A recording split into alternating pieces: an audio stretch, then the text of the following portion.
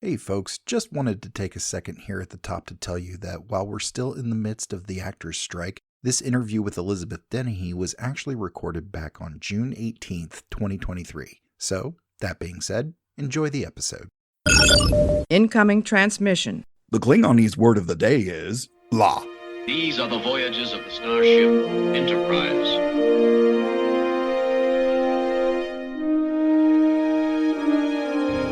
So, this is a huge victory for the good guys. Scotty, beam me up. Resistance is futile. Live long and prosper. Boldly go where no man has gone before.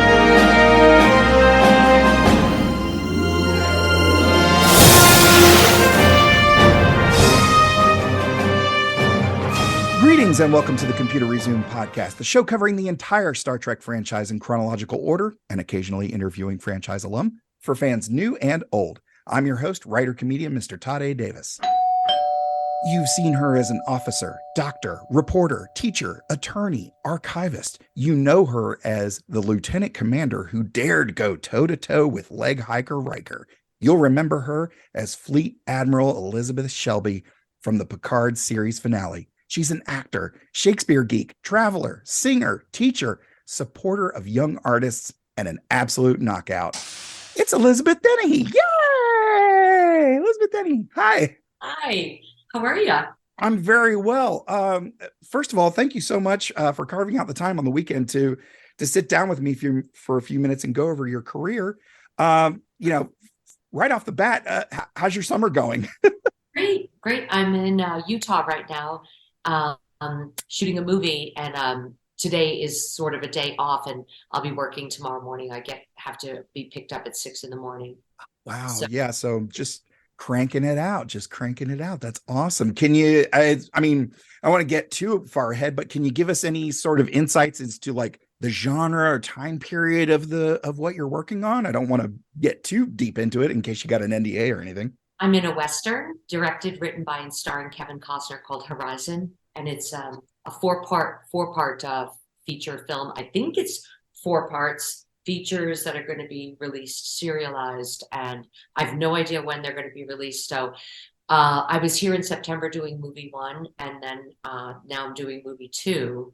And, I have no idea when I'm coming back for. I'm not in 3, but I'm in 4. Oh, wow. Okay, Very cool. exciting, really fun. Yeah, really, really fun. Yeah. I think there's, for genre fans, it's kind of the idea is that Westerns were really, at least back in the day, Westerns were kind of the thing you could make really easily. But I feel like the state of film and television has progressed in that it's all kind of super high level of production, in every department.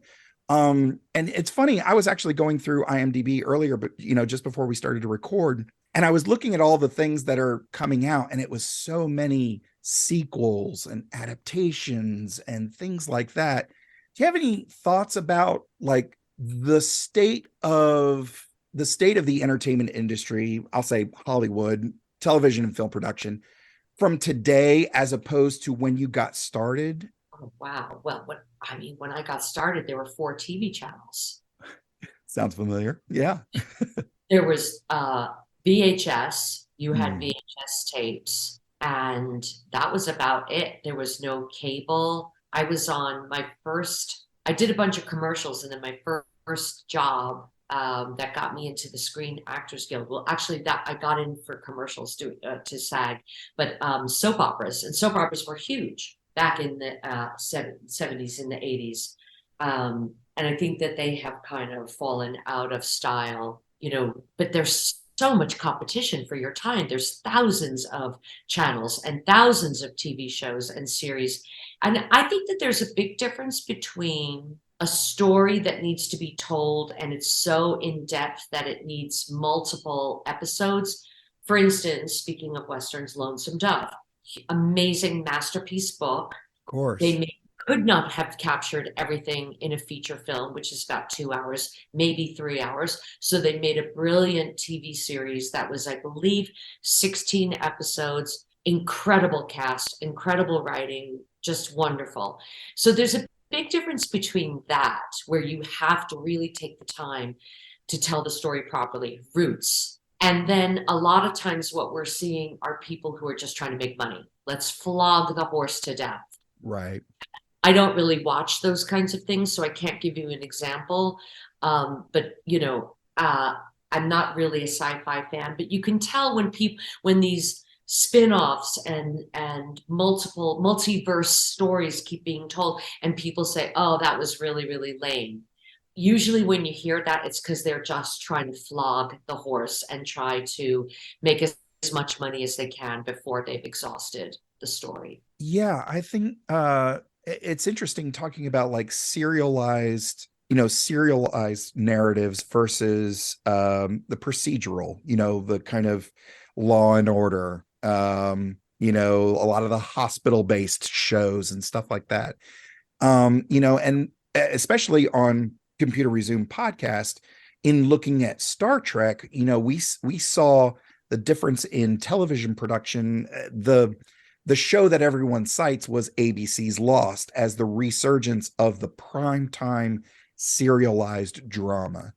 And, looking at some of those things, especially when you get into like the streaming surfaces, which are, so popular nowadays, when you look at those narratives that you do really need to let the narrative and the character development have some room to breathe and grow, it calls into question like those things that are there to make money, but then the pieces that, Breaking Bad, where we see these characters develop over time. And, for Star Trek, it was kind of big because when they started back producing Star Trek regularly in 2017, they went fully serialized, which was new territory. And I think with all of New Trek, I mean, we had 5 shows. Picard is now over, and Discovery's wrapping up soon. But all of them have different kind of formats, but they're all sort of either leaning on or bouncing back and forth between the serialized and procedural format. But you talk about things that are early in your career. For one of the things that we really champion on Computer Resume podcast and Cinema Shock are character actors. We love character actors, the folks that come in for an episode or two, knock it out of the park, and they're on to the next job. It's sort of that very traveling performer type vibe that, from the old days, that doesn't necessarily that is more of a rare thing nowadays. But we also see a lot of those character actors and even some of the bigger stars get their start on soaps. And before we get really deep into everything with your career, let's jump right to that. You actually started your career. If people pull up your IMDb, they'll see your first credit as, I think, 20 some episodes of Guiding Light. You played the character of Blake. Can you kind of take us through maybe a bullet point of what it's like the day-to-day working on a soap? Because I know soaps are very different from procedurals and serialized dramas. What's it like on a soap? Well, so I was on the Guiding Light before I played Blake. I actually did a story arc playing a completely different character, and I cannot remember her name, but I busted Vincent Irizarry out of jail. Oh, okay. I can't, so long ago. I was in my early 20s, and I was very lucky because I cut my teeth on a story arc where there was an older actor. God, I can't remember his name either. My brain, who taught me a lot. He was there. He was the prison warden, and I was his assistant. And the actor, who's no longer with us, taught me a lot. Like in film, if you're making a feature film, or you're making a filmed TV show, usually you have the distinction of 1 camera or 3 cameras. For like a sitcom, you'll have a 3 camera and 1 camera, like a one camera show, like say ER, for instance, or Right. I worked on other shows where they have one camera, and what you'll do is they'll shoot the coverage going this way, then they break everything down, reverse the whole script, the set, and shoot another way.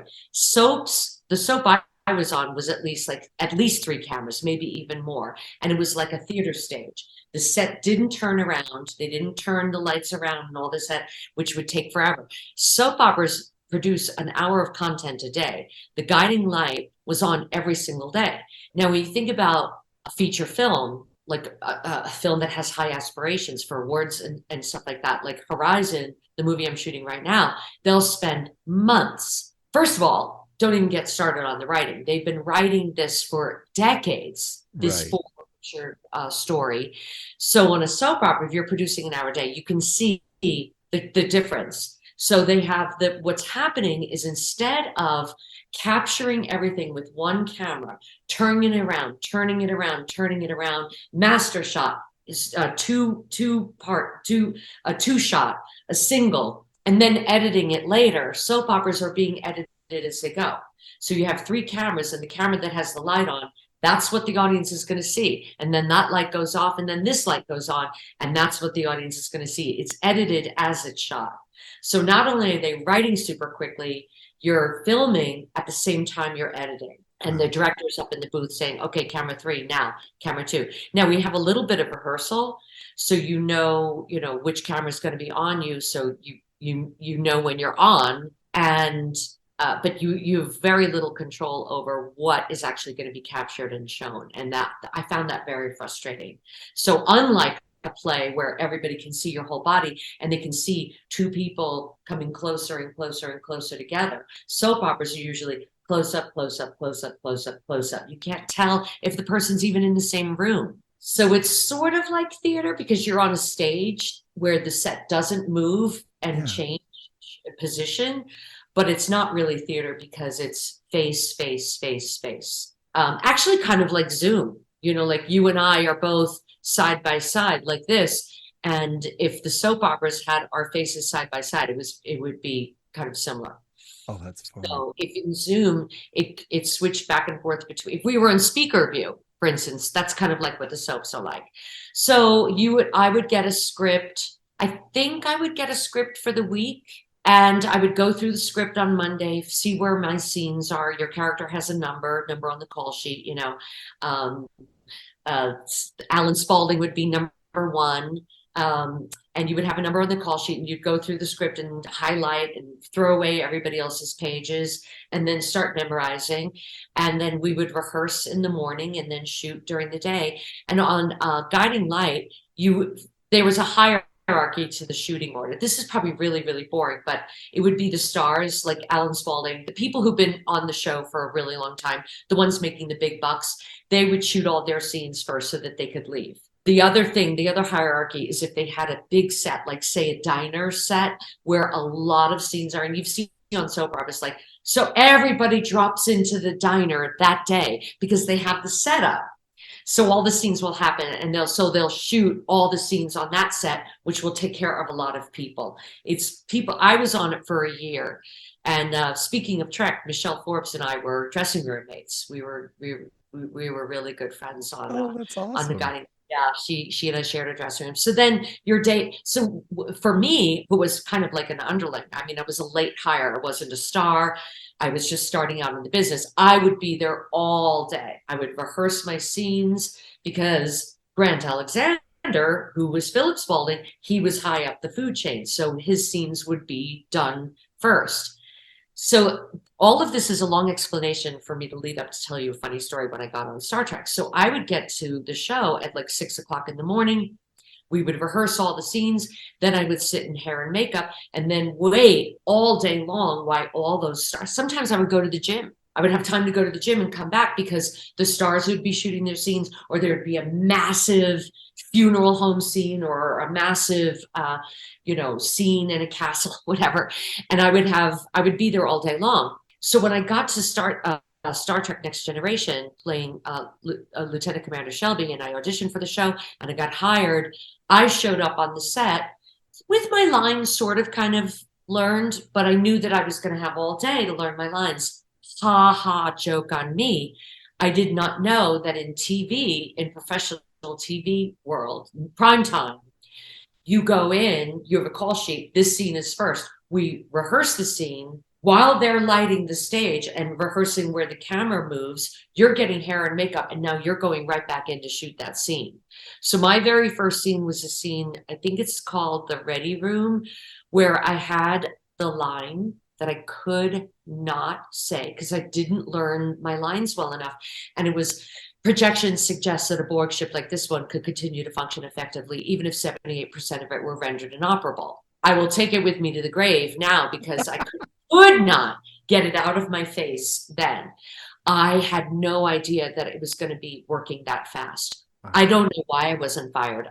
I think nowadays I would have been fired. I should have been probably fired, but thank God they didn't fire me. The next day I came in, I had learned all of my lines for the whole episode in my bones, learned them.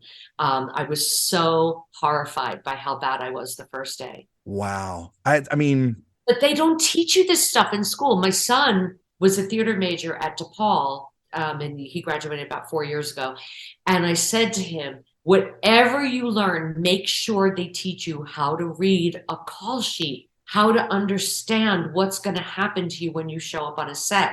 Yeah. Because when I was in school, they didn't teach us that stuff. I had no idea what I was doing. Well, let's work our way backwards here. You mentioned school, and I mean, for the folks who have a notion in their head of like going out and getting discovered in Hollywood or something like that, like these folks didn't just show up. Like they've put in the work, they've put in the training, and you kind of, I always think of that scene in Batman Begins where Liam Neeson's telling Christian Bale, like, being able to do this stuff is like preparation and patience. And I'm like, wow, that is the description of like working in a creative field. Like just be as educated as you can and be as ready as you can.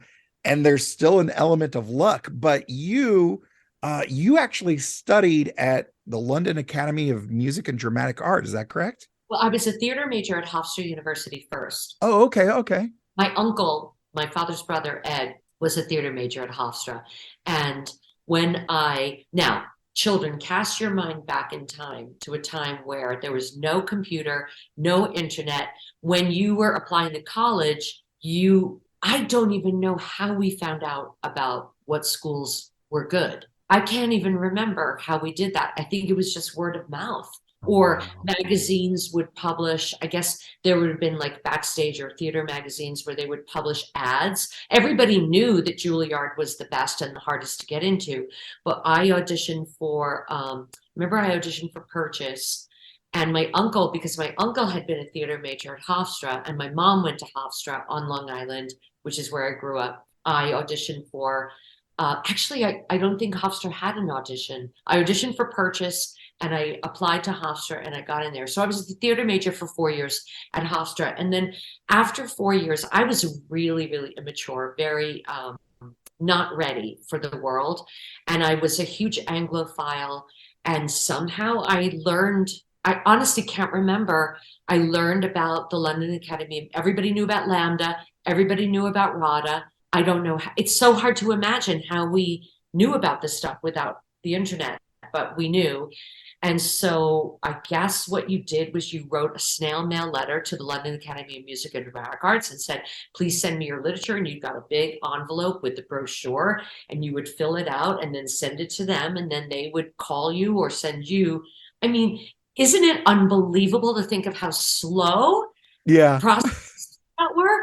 How slow. Like now it's like we want an answer right away. Oh, and if we don't get one, we're so frustrated. So then you get an appointment, and I went into New York, and I had auditioned for bunches of schools, and Lambda was my last audition. And so Lambda has they still to this day has a 3-year program, which is mostly for kids right out of high school. Okay. Into which they will take a few overseas kids. And then they have a 1-year program. So your first year, you're an A, second year, you're a B, third year, you're a C. And then they have this 1-year program. And I was a D. So I went there for the 1 year program for overseas students, and it was life-changing, absolutely life-changing. And it's interesting because I have a very strong classical training, but I was really into period things way before. Like when I was a little kid growing up, I was obsessed with, like, the Jane Austen and Upstairs, Downstairs and Merchant Ivory films and The Six Wives of Henry VIII, Brideshead Revisited. That was my jam. I was an Anglophile, right away. And as a matter of fact, I was doing my costume fitting, and the Horizon is set right after the Civil War. Yeah. And my character wears a hoop skirt and a corset and a petticoat, and I have a wig and a bonnet and all of that. And I did my wardrobe fitting, and I just said, 13-year-old Elizabeth is freaking out, totally freaking out. And then I found out the other day that movie 4 takes place like 15 years later. So he said, well, is it hoop? I'm not wearing a hoop skirt. What is it, a hoop skirt still? And she said, oh no, you're going to have a bustle. And I was like, 14-year-old Elizabeth is freaking out. Oh, that's awesome. That's so great. So I went to Hofstra for 4 years, met like lifelong friends, had a great time, did a lot of Shakespeare, a lot of acting, a lot of stage. And then I went to Lambda for a year, and I'm still friends with some of the teachers at Lambda. As a matter of fact, my son, who's following the family legacy, did a 2-week program at Lambda over the summer. That's awesome. He was in high school still. So if you're a big Anglophile, does he have a particular genre or era that he prefers? He actually does love Shakespeare, and he did start out. So my son, when he was a senior in high school, we love this independent Shakespeare company. Please donate to them in Griffith Park. They do free Shakespeare in Griffith Park, and they're amazing. I'm on the board, and I've worked with them. I did Cyrano de Bergerac with them. And then when my kids grew up going there. And, it's interesting. You take kids to see Shakespeare and you think, oh, they're going to be bored. And I said, don't worry about trying to understand everything. Just, pay attention to what's happening. Don't get bogged down in the words that you don't understand. They loved going. We would go with friends every year. And then my husband said, you should audition for them. So his senior year of high school, before he went off to college, he did Romeo and Juliet. He's a musician. He can pick up pretty much any instrument and learn something. So we did 3 seasons with them. So his first foray was summer Shakespeare, and he actually really misses it. And I'm like, my work here is done. I feel very, that's very proud. But he is in the Weird Al Yankovic biopic. Did you see that movie? I did. Yes. See, he's the guy who goes, dude, I've got chills. He's the blonde guy. Oh, that's so funny. I really enjoyed that movie, and those guys, especially in those scenes there in the apartment, were so funny. I really, really enjoyed that. The blonde, curly-haired guy, that's my boy. And he just shot 3 episodes of The Bear. So cool. Super. Nice. So it's interesting that you asked, because I am so glad that I'm not his agent, because to me, he looks like a cherub. He's got blonde curly hair, and he's a tiny little slight boned guy. And yet his agents send him out, and he constantly is getting cast as a meth head in drug. He did Power Force 4, and it was a drug deal gone wrong. And I'm like, I think it's because he's so skinny. He's in a movie called Monsters of California that Tom DeLonge directed, from Blink-182. Oh, okay. He plays a total, a total druggie in that. That's funny. And I think it's because he's so skinny. So, yeah. And then I don't know what he's playing on The Bear. He won't tell us. Oh, The Bear's been one of those shows that's been on my radar for a while. I haven't pulled the trigger on it just yet, but working with, being a stand-up comedian and having a lot of friends in the service industry, stand-up comedians, you're obviously in, clubs and bars and stuff, all that. So that whole world is already pretty familiar to me. So I've been wanting to pull the trigger on that for a while.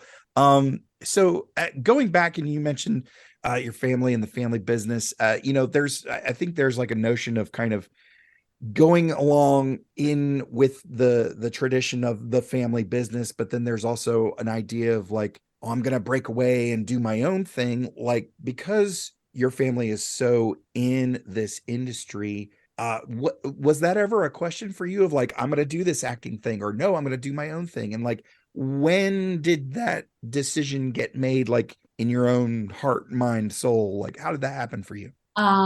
So I came out of the womb like singing, tap dancing, look at me, look at me, look at me. So I wonder, the question really is, if my father hadn't been an actor, would I have pursued it independent of that? Because I was, look at me, look at me, look at me. Mm.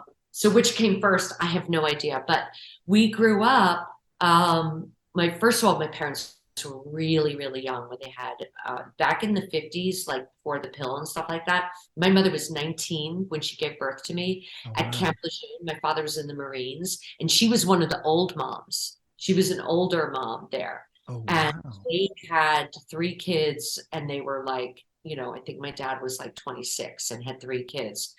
And so at that point, it was like, just take any job just to put food on the table. But he never stopped doing theater. He created a community theater in Amityville, where I grew up, Amityville Community Theater, and we were in the shows. We were, kids, the No Neck Monsters and Cat in the Hudson Roof, the Snow Children and Carousel. That was normal for us. So we would go to school at night. We would go to rehearsal at the Amityville High School. And on the weekends, we were teching a show and costumes and makeup. And my mom was a stage manager. That was normal. Like how some families, it's all about sports and the whole Oh, weekend yeah. is all about sports. For us, it was all about shows and ballet lessons. And so I had a dad who was struggling to make ends meet working. He was a motel manager. He was a meat trucker for a while. He worked for Burlington factories. He was doing all these jobs. So was my mom. She was a waitress. And then you had the fun thing that happened on the weekends. So, of course, if there was a way to make a living doing the fun thing, I think I was going to gravitate towards it. Yeah. My And father was, all of my friends, I would go to their houses, and their fathers had get up in the morning, get the briefcase, the suit and the tie, and trudge off to the train, into the city, go to work. And sometimes they would ask me, they would say wistfully, how did your dad have the courage to do that? How did your dad do it? And I would hear them and I'd go, oh, I'm so glad that my father did. I mean, when he started working in films and TV, he started being away from home. So that was hard because my mom had to do everything herself, but he was living his dream, and that was a great role model for us. yeah, I'm the youngest of three, and our parents had us generations apart. My next oldest brother, the middle brother, is 13 years older than me. My oldest brother is 20 years older than me. And yeah. And my dad was a Marine as well. And so you're saying a lot of things. I'm like, boy, this sounds really, really familiar. But Wow, I can't imagine those age gaps. yeah, big age gaps. A little funny story about my family is, mom had all again had us very far apart. And so when my mother was pregnant with me, she went to a grocery store or whatever, was shopping around with my oldest brother. So when they went through the when they went to the register to check out, the cashier saw my mom, who was very pregnant, looked at my brother and said, I bet I know who's pregnant. And my brother looked at her and said, I bet you don't. So yeah. And Wow. when I was growing up as a 4, 5, 6 year old, I would hang out with my middle brother, who was again 13 years older than me. So he had a car and could drive around and the whole thing. So we would walk around looking like father and son, but acting like brothers who would tease each other, call each other names and the whole thing. And we would get looks from people of like, how can this father let this child talk to him that way? Oh, But that's so yeah, and my parents steadily worked. And so when it came time to raise the third one, it was we're kind of tired, so we're going to set him in front of the television and let cartoons raise him during the day. And when I was hanging out with my brother, he was in the demographic for David Letterman, Saturday Night Live, all those, The Kids in the Hall, all those types of shows, which ended up kind of shaping my sense of humor and led to me doing stand-up comedy. But it's so funny, like the choices the parents make, and where you grow up and how everything is formed. You mentioned Camp Lejeune, which is here in the Carolinas. Like, do you get back to the Carolinas much at all? Never No. been. I mean, I was born there when I was 2, we moved to Long Island and lived with my grandparents. I've never been back to North Carolina. I would love to go. Here it's beautiful. Yeah, it's a really nice place. We're here in Greenville, South Carolina. So it's kind of it's 8 hours to Orlando, 8 hours to Philadelphia. It's and a couple hours to the beach, an hour to the mountains. We're kind of in a nice middle spot here. But anyways, getting back into everything. Before we move on into sort of the deep dive on your career, I gotta know a little bit about Tony and Tina's wedding. I saw this and was just, I ended up, clicking the link and reading more about it. It sounds like a very immersive theater experience. Like there's a little bit of improv, there's a little bit of audience participation, but there is this kind of overarching story. Can you give me the Yes. rundown and your experience with Tony and Tina's wedding? So when I went to college, went to Hofstra University, and a couple of my friends, Nancy Cassaro and Mark Nasser, would, how you clown around with your friends, and he would be like, Tina, get in here, and where's my dinner? Make me a plate. If you don't, I'm going to smack your. They would just improvise this couple, Tony. They weren't actually a couple, but they would pretend. We're from Long Island. They would pretend to be this like heavy Queens accent. And we were all out of college and living in the city. And then Mark Nasser had the idea, what if Tony and Tina got married and the audience was the congregation in the church, and then you moved to another venue and you went to the reception? And so we started having these meetings talking about and sharing funny stories of weddings that we'd been to, and that this was going to be like the most Italian wedding, Long Island, with the chocolate fountain and the works. And I played Donna Marsala, one of the bridesmaids, and I had been to a wedding where one of the bridesmaids got up and sang. And so we had this idea that I was going to sing. And I was my character was a Madonna wannabe, and I had the lace fingerless gloves. This is how long ago this was, children. The black rubber bracelets, and when we started out doing the show, Tina and her bridesmaids had won a dance/lip sync contest, and so we performed the number that we did, the lip sync number, and it was Cold Hearted Snake, Paula Abdul. That's how old I am. Oh, wow. So we would perform this, and sometimes people would bring friends to the show and tell them they were going to a wedding. And the people didn't realize that it was a show. It was completely improvised, and we would improvise with the audience. One night we were in the church, it was a church in the West Village, and then we would all walk to the reception hall.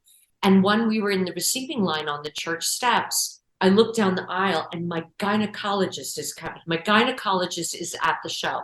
Dr. Louis Lewenstein is at the show.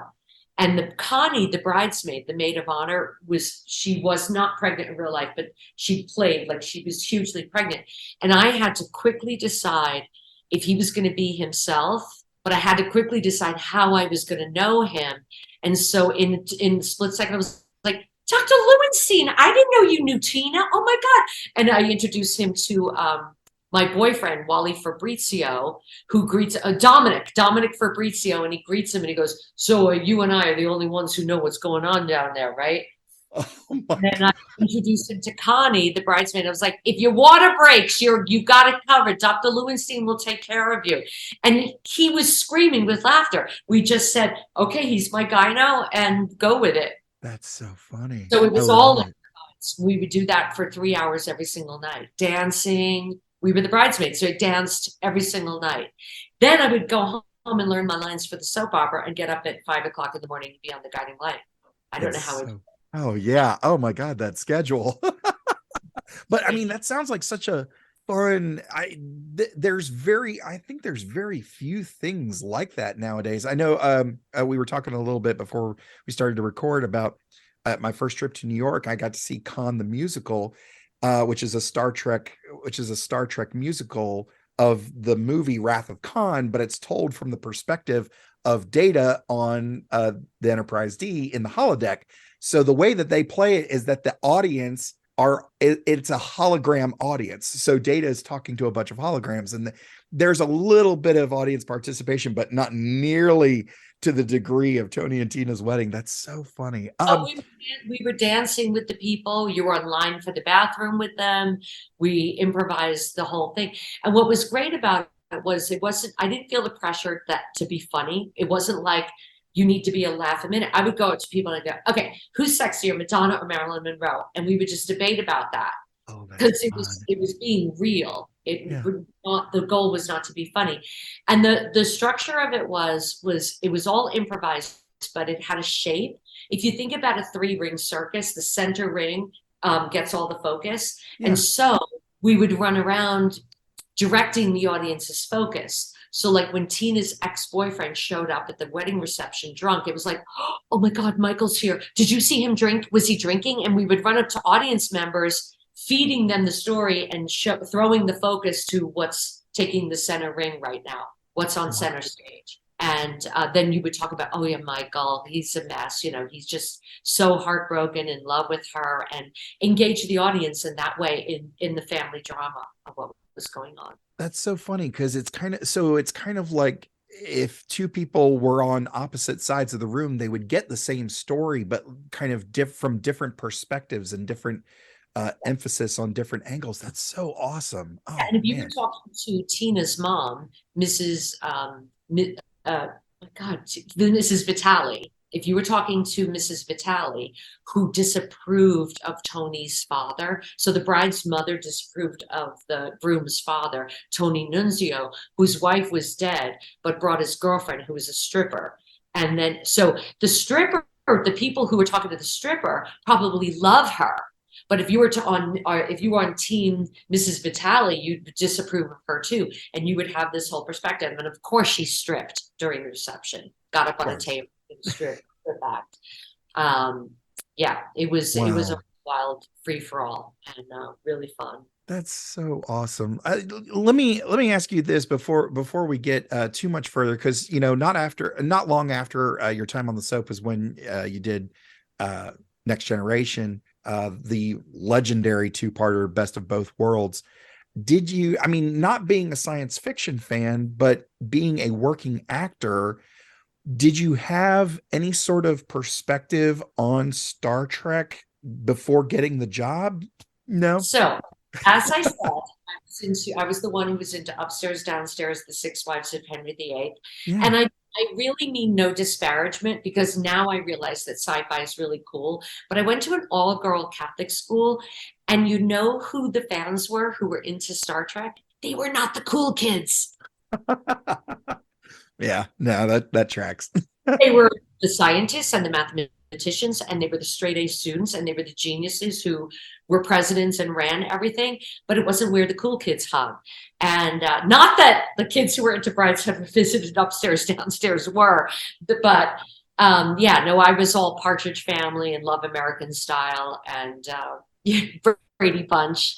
No, Star Trek was not on my radar at all. I don't know why sci-fi never really took off with me. It just didn't. The books I read, I loved biographies. I loved actor biographies. I can remember being young and devouring everything on Vivian Leigh and Laurence Olivier. And I was really an Anglophile from as far back as I can remember. So no inkling of Star Trek. I mean, I knew who William Shatner was. Was there any sort of shift after? Was there any sort of shift after you were on Star Trek? Was there a shockwave of like, oh, this is a thing I've watched because three, I've watched 3 episodes in my life: Best of Both Worlds Part One, Best of Both Worlds Part Two, and my episode on Picard. My friend Austin Titchener, who's a huge fan, and he runs the Reduced Shakespeare Company podcast. He said, "What did it feel like you were on the ship, that ship?" And I was like, I had no idea what ship I was on or why it was important. But I actually think that that's a good thing for Shelby. Otherwise, I would have been nervous and intimidated. But that whole like fearlessness and not wanting to be liked, I didn't care if people liked me or not, but just coming in to get the job done. If I had been aware, if I had been a fan, if I had been, I would have been cowed by it all, I think. And I don't think I would have been as brash and polarizing as I was, because Jonathan Frakes said to me on Best of Both Worlds, he said, "You have absolutely no idea what you're doing or what's going to happen to you, do you?" And I was like, "What are you talking about?" He was like, "The conventions." I said, "Get out of here. Get out of here. Crazy talk. well, What are you talking about?" it's funny that you mentioned because that was going to be my next thing before we moved on was I recently went and just rewatched the scene of you and Frakes in the turbo lift. Decade Battle Bridge. Halt. Commander, you and I need to have a conversation. You never ordered me not to discuss this with the captain. You disagree with me, fine. You need to take it to the captain, fine. Through me. You do an end run around me again, I'll snap you back so hard you'll think you're a first-year cadet again. May I speak frankly, sir? By all means. You're in my way. Really? How terrible for you. All you know how to do is play it safe. I suppose that's why someone like you sits in the shadow of a great man for as long as you have, passing up one command after another. Proceed to Decade. When it comes to this ship and this crew, you're damn right I play it safe. If you can't make the big decisions, Commander, I suggest you make room for someone who can. How did that play out? What was it like working with Frakes? I mean, you're in a, I mean, I'm sure, that set probably comes apart to get the camera in there and everything, but from the perspective of the audience, you're in a tight space, face to face with this actor, and just, it is a meaty scene. Did you have any thoughts about going into it? What was it like during, working with Frakes? Any thoughts to any of that? Well, first of all, I was 28, got the audition, got the job. I was like, okay, cool. This is the way my life is going to be. And on the set, he had worked with my father. They had done lunchtime theater in New York, showcases like not Broadway, off Broadway, Julius Caesar and Ivanov with a theater called the Impossible Ragtime Theater. So he knew my dad and he knew my uncle. I think they had been at Penn State together. So built-in respect, and he was just could not have been nicer.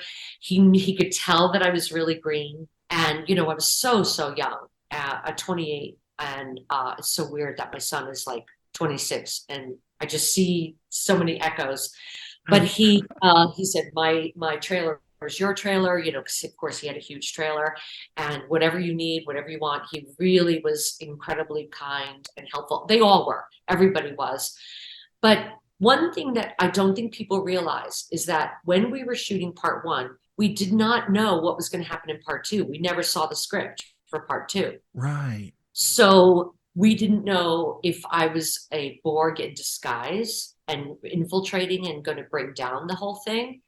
We didn't know if we were going to end up in bed together. We didn't know if we were going to end up killing each other. So we had to find certain areas where we could plant little Easter eggs so that whatever the second part brought out, it would track. So all of those little side-eye glances of like, yeah, I really showed you, were put in there in purpose in case I turned out to be a villain or a not very nice person. And all of we talked about how we should have this mutual attraction and respect for each other, even though we clash. Like he said, she reminds me of me when I was at that age. What happened to that fiery person? And that there would be some heat there in case we ended up falling for each other. We just didn't know. And that's something that he knew from the soaps because of Jeannie, and I knew from doing the soaps that you would be having this huge fight in a boardroom with somebody, and the next week you were in bed with them. So you had to, even if you were doing a scene where it looked like you were enemies, there needed to be that kind of tension and friction of like, this could turn into anything. And we had no idea where this story was going. We had no idea what was going to happen. So I love the moment where I say, Data, scramble the phaser frequencies, keep them guessing, and it works, and the tractor beam gets released. And I'm standing there and I'm like really proud of myself. And Picard comes up and puts his hand on my shoulder, like, step down. Very good, but step down.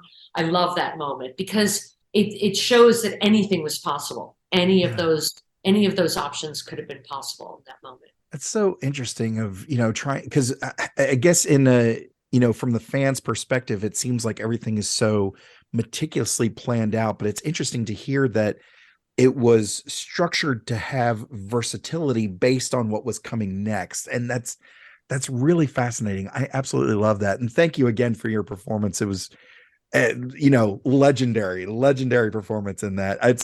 I have that 2-parter on its own Blu-ray, and it's prominently on my shelf. It's such a great episode. You probably weren't.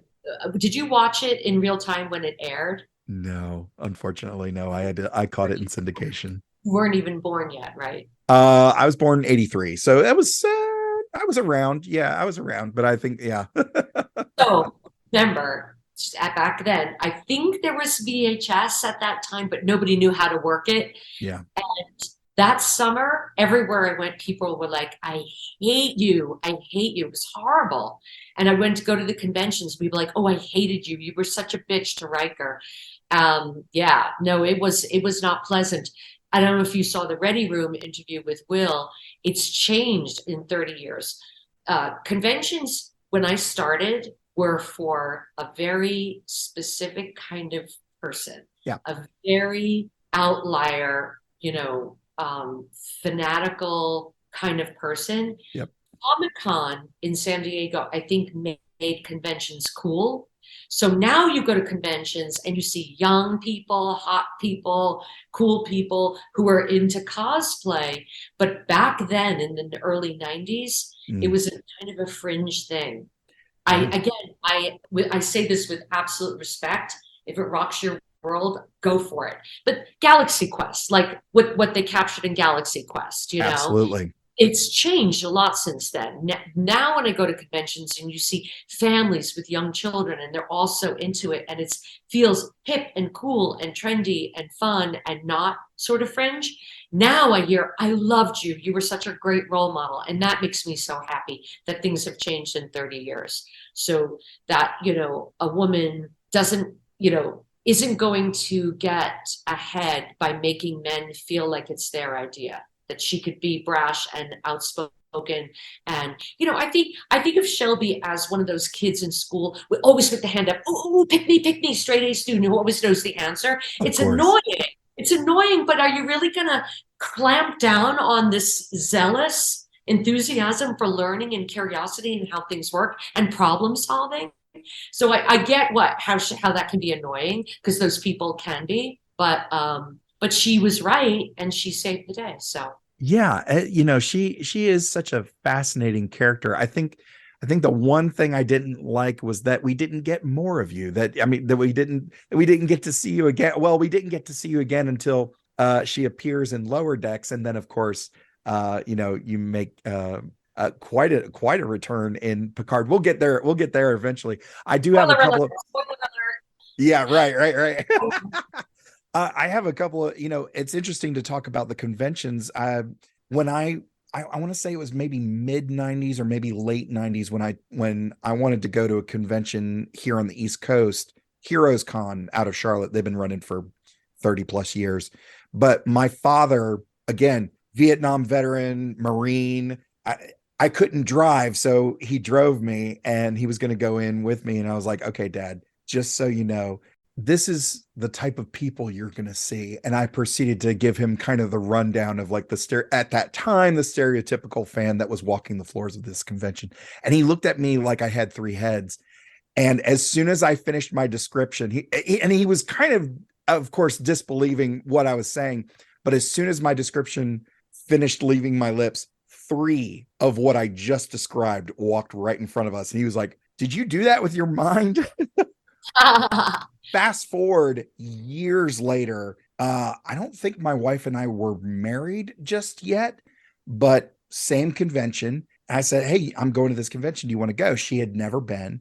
So she came with me. And that particular convention center there in Charlotte, you actually enter on the ground level, but you go down 2 floors to get to the convention floor. But on that ground level, there's these floor to ceiling windows that look out over the entire convention floor. And so we get up there and to those windows, but just before you go down the escalators, but we get up to those windows and she just wide-eyed, open mouth, just wow. And I looked at her and I said, pretty neat, huh? And she looked at me and goes, "I've never seen so much useless crap in one place." Oh, okay, let's go have fun. Pretty amazing. My very first convention was in St. Louis, Missouri with George Takei, and I was scared to death. I was so scared that I thought that people were going to tear me limb for limb because I was an imposter and wasn't a Star Trek fan or a sci-fi fan. And who did I think I was? And I was sitting at the table signing stuff with George. He was sitting next to me, and this very large guy shows up in full-on Starfleet uniform with a stack like this, like 6 feet high, of VHS tapes of every film that George Takei's ever been in, all the Japanese films, for him to sign. And I sat there next to him while I was signing all of these, like, these people are not playing. This is hardcore. Wow. That was my introduction. And I was so nervous when I went on stage for my talk. I had 3 Bloody Marys before I went on stage because I was terrified that people were going to be like, "You don't deserve to play Shelby. You don't deserve this part." Oh, that's so And people funny. could not have been lovely. They were so nice.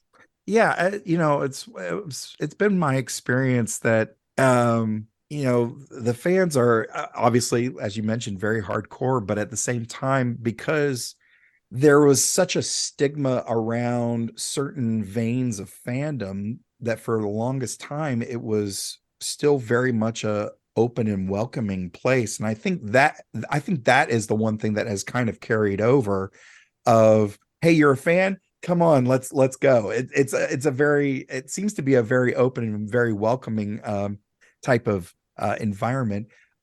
Moving on, the next thing that I have here is that you appeared on an episode of Quantum Leap in an episode directed by Scott Bakula, like Captain Archer from Enterprise, Scott Bakula, and of course the lead of Quantum Leap. Do you have any memories of being on that set, what it was like to be directed by Scott Bakula? Actors turned directors, again, from a fan's perspective, seem to have a very particular vein of focus. They tend to, you hear an actor's director, that type of phrase get thrown around. What was it like being directed by Scott Bakula? Well, first of all, little tidbit, an Easter egg. Dwyer Brown was in that episode, who was in, he played Kevin Costner's father in Field of Dreams, coming full circle. Oh, wow. So Dwyer Brown was a bank robber. We were being held hostage in a bank. And Dennis Dugan is a movie director. His parents, Marion and Charles Dugan, played an old couple who were also being held hostage in the bank. And they were in their 80s then. They had been married 50 years, and their wedding anniversary was the week we were shooting. And Scott had brought in a giant wedding cake, and we all sang happy anniversary to anniversary cake. And we all sang happy anniversary. So just to give you an idea of what it was like, it was a love fest. And great. Yes, when you're directed by actors, they always seem to know the right thing to say to put you in the right mood and have the right attitude, because they know what they would need. So Kevin Costner, again, directing me in Horizon, he knows exactly the right thing to say. And the very first day on the set, where I was like really nervous, I had a big emotional scene my first day on the set of Horizon and there was hundreds of extras and horses and soldiers off in the distance. And I showed up on the set, people fussing with my hair and the hoop skirt and the corset and parasol and the shawl and everything. And he's immediately started talking to me about my dad because they had done Silverado together. What was great about that was that I was like, I should talk to him about Silverado, but he's so busy, got a job to do. So I don't want to lead with that. And he did it for me. So he brought it up and we had this lovely conversation about my dad passing away in 2020 and his parents died right at the beginning of COVID. We couldn't go to our parents, because of COVID, couldn't fly, couldn't go to the hospitals or anything. So immediately knew to put me at ease before this big scene. So yeah, being directed by actors is great. And Scott was lovely. It was another funny story. I was playing a pregnant woman on that. And really out to here. Yeah. So hugely pregnant woman being held hostage, and at the time, me, the actress, was a smoker. I know that's hard to believe, but I was a smoker. And I remember being on that job and like being outside my trailer and like smoke and people driving by in the studio tour carts, like horrified, seeing this give birth, smoking. And I thought, oh my God, I can't do this. I'm going to have something thrown at me. And I felt like lifting up my dress and showing that it was fake. It's fake. I remember that very vividly from that show. Wow. Oh, that's awesome. Yeah. I love the idea of, actors who become great directors. Again, Jonathan Frakes, who, at this point, legendary, sci-fi director and all of this stuff. And, Scott Bakula and, Kevin Costner, like, do you, and I see, when I go and I look at your, Instagram and, you're very involved in kind of mentoring, young performers and things like that. Do you have is there any sort of desire to direct something? I mean, I know you've directed theater, but anything like film or television, anything in that vein, just out of curiosity? I have no, oh my God, I can't speak. My children went to an arts high school in Los Angeles, the Los Angeles County High School for the Arts. Jack was a theater student and William was a film student. And he is now got a film. I leave from Utah and I fly to Palm Springs for a Palm Springs short film festival that Williams got. And all of the responsibility, the moving parts. What I have directed, I directed a production of Twelfth Night at Loxa. After they were students there, I then taught Shakespeare there for 6 years, and I directed a production of Twelfth Night there, and it was the most fun time I ever had. It was so much fun. I also direct. I don't know if this means anything to you. Bloomsday on June 16th. I've done that for the last couple of years. I saw that. It looked pretty awesome. Yeah. If you want to, give us a rundown of it. That's awesome. Choice for this book, Ulysses. It's considered like one of the all-time greatest works of literature. And Irish people, I guess it's not too far to say that, like in England, the complete works of Shakespeare, I would say James Joyce's Ulysses is on the same level for an Irish people in terms of pride. And Irish people get together in cities all over the world and will read excerpts. And some places have actors reading the whole thing, it's like 35 hours nonstop. Yeah. So my husband, who's from Ireland, has done Bloomsday as long as I've known him. And he recently was doing it at the Hammer Museum at UCLA in Los Angeles, and he retired like 2 years ago, and they asked me if I would take on the directing. So I directed it last year and I directed it this year. Unfortunately, I was in Utah, so I rehearsed with them, with the actors, and then 90 minutes, like 7 episodes of Ulysses with Irish actors.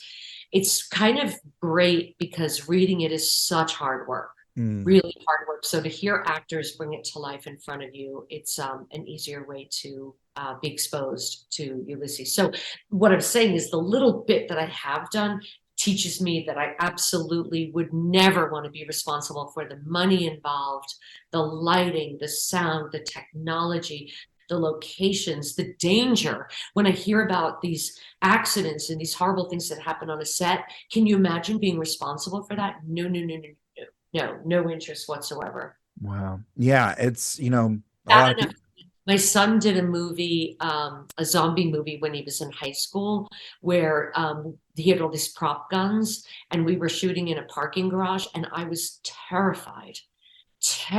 And so I had these really strict rules. We had a duffel bag, and the minute he yelled cut, the guns all went into the duffel bag. And they weren't taken out until right before, because I was afraid the cops were going to see us, and we were going to be in a shootout. Like it's a heavy responsibility, and lots can go wrong. The other day on Horizon, a windstorm suddenly struck up out of nowhere, and planks of wood went flying and were hitting people. I would hate to be responsible for stuff like that.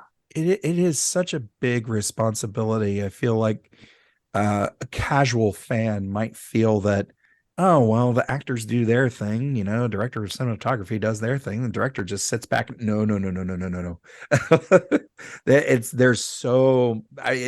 It's their name on it. Like every department head. And you think, well, how many departments could there be? Watch an end credits of anything. Like there's so many parts. Like I've said it numerous times on Computer Resume podcast and Cinema Shock.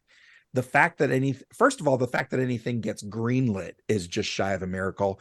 Not to mention that anything sees the light of day is just shy of a miracle, because there are so many moving parts, so many things can happen. It's just a monumental undertaking for something like that. So yeah, I'm always curious, but when anybody says no, I'm like, no, that's good. I get it. How expensive it is, how much money it is. It's a miracle anything gets made. Cost alone, not to mention everything else. But yeah, so moving along to a very in looking at your resume and revisiting this next thing, I am curious as to your experience, again, being a being a stand-up comedian and being a big fan of stand-up comedy. I am curious as to your experience on Seinfeld. You had a brief appearance on Seinfeld, and I rewatched those episodes yesterday because I was like, oh man, it didn't stick out to me. So I was like, okay, well, let's rewatch those and see what that was all about. In looking at those things that you did, it was very specific, but can you talk a little bit about your experience on Seinfeld? I think you did like one episode and then two episodes it was kind of a two-parter, but can you give us the rundown on your experience on Seinfeld? I remember that I think funny as not a comedian, not a stand-up. I would never do stand-up comedy, but my experience with improv with Tony and Tina's wedding, and that whole thing I was talking about, where the pressure is not to be funny, not to be like set up punchline, like that. Actually, the Drakette, the more serious, the more humorless, the more intensely dour she is, the funnier it is, and that I can do. Yeah, I've talked with a couple of people of like, because I end up getting questioned a couple of times of like, oh, well, what do you think is funny? I'm just like, if anybody's hubris causes them to get injured, which results in desperation, I find that hysterical. And the example I always use is Daffy Duck as Robin Hood swinging on the trees and slamming into each tree on the way down. I find that I'll fall down laughing every time. But yeah, something like that where it's, very sitcoms have a reputation of like, oh, here's the setup and bump. There's the punchline. But Seinfeld was such a unique beast in that a show about nothing. Think about George Costanza. His situations were never funny to him. The Right. mistake they make is they often play their given circumstances instead of the characters. And the actors' given circumstances, oh, this is supposed to be funny. I need to be funny. Well, there's nothing less funnier than somebody trying to be funny. George Costanza was like, I have to get this done. You don't understand. I need to break into the office and I need to sit at the desk and they need to believe that I actually still have this job. It wasn't funny to him. It was life and death because he was playing that character's given circumstances, life and death. And the more intense and the more the higher the stakes and the more life and death he made it, the funnier it was.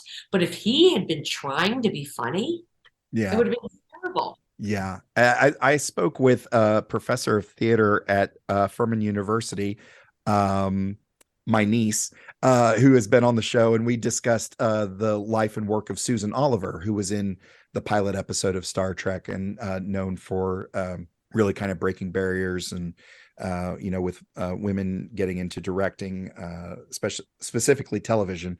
But she also has a comedy background. And of course, me being a stand-up comedian, we were able to connect on the mic about that. But one of the things that we did talk about was that the comedy's funny to everyone except the person it's happening to. And that goes right along with what you were saying.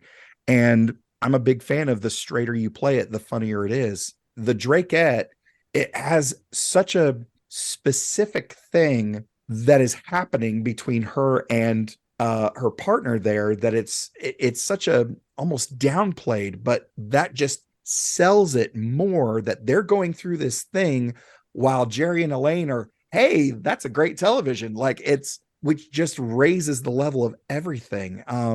That's so funny. And again, thank you again for another wonderful performance.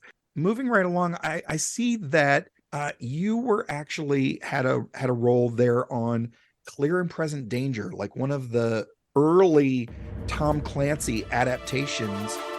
Some say the greatest threat to America. These drug cartels represent a clear and present danger to the national security of the United States. Comes from other nations. Some say the greatest threat to America. The course of action I'd suggest is a course of action I can't suggest. Comes from within. We are 2 minutes to target. Looks like we've got our own little war. Harrison Ford is Jack Ryan. I'm appointing Ryan the acting deputy director, intelligence. The finding clearly states that our assistance is limited to supply and advice only. He doesn't know about it, Bobby. No troops, then? No troops. He needs to know nothing. He's gonna know nothing. The laws he swore to uphold are at risk. The explosion here rocked the ranch of Enrique Rojas less than an hour ago. You said it was going to be a surgical strike. That's a kid they just brought out on NBC. Why was I left out of it? You see everything in black and white. Not black and white. Right and wrong. The honor he is determined to defend is at stake. I'm afraid if I dig any deeper, no one's gonna like what I find. Want to know about politics in Washington? I can explain it in 4 words. Watch your back, Jack. He's coming to you. No security. Once Ryan's gone, we're back online. Based on the #1 best-selling novel. There are troops, Jack. I didn't know that. You know I didn't know that. Harrison Ford. You went before Congress and you got the money for it. You went before Congress and you lied. I never lied to Congress. You lied. Willem Dafoe. I'm on a plane. I'm gonna kill him. Anne Archer. Are you going away again? Be careful. And James Earl Jones. You took an oath. You gave your word to the people of the United States. Who authorized this? I think it's time the whole thing went away. Then it should go away. I will not let you dishonor their memories by telling me you had nothing to do with it. How dare you come into this office and bark at me like some little junkyard dog? I am the President of the United States. How dare you, sir? Paramount Pictures presents this summer's most electrifying motion picture, Clear and Present Danger. What was it like on that set? Because I got to imagine that was another big shift, a big, different vibe altogether. What was it like on the set of Clear and Present Danger? I have a funny story about that. I had a very small part, like journalist number 2. Yeah. And Donald Moffat played the president, and it was journalists at a press conference, and he was the president. And Donald Moffat had done Iceman Cometh with My Father in New York, I think on Broadway.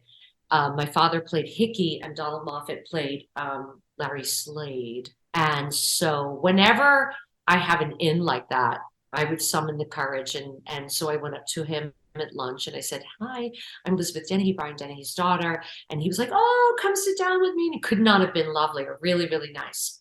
So then we come to shoot the scene, and we're journalist number 1, journalist number 2, journalist number 3. And we rehearse it, and journalist number 1 stands up and asks the question. It's a press conference.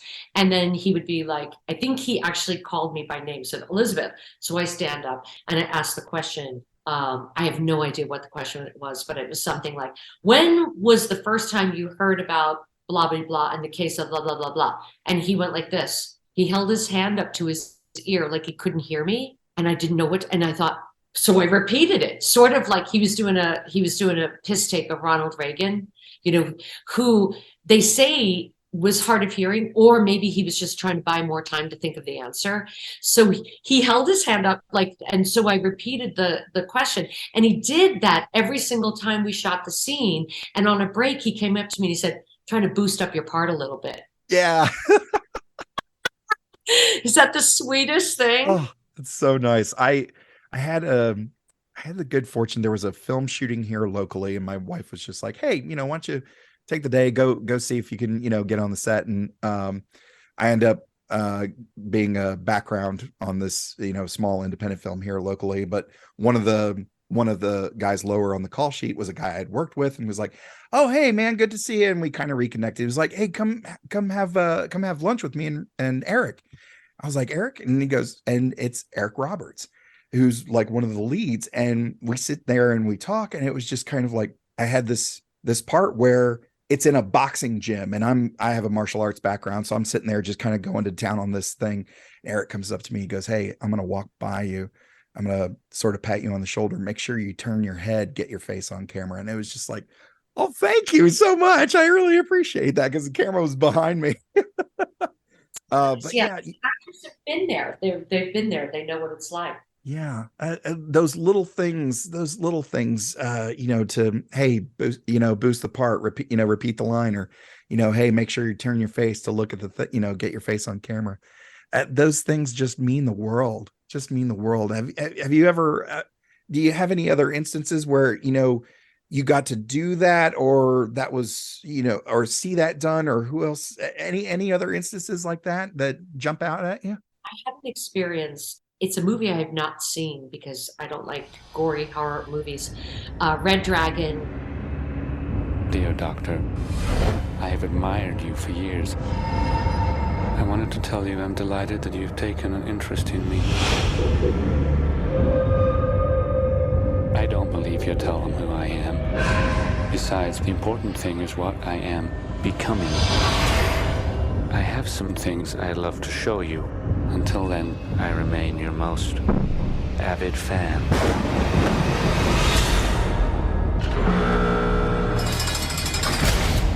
Two families killed a month apart in their homes. These attacks were highly organized. The victims carefully chosen. This one is gonna go on and on. That's the same atrocious aftershave you wore in court.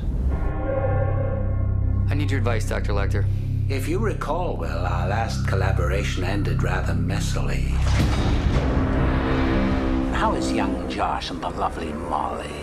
They're always in my thoughts, So it's true that Lecter's actually helping with your investigation.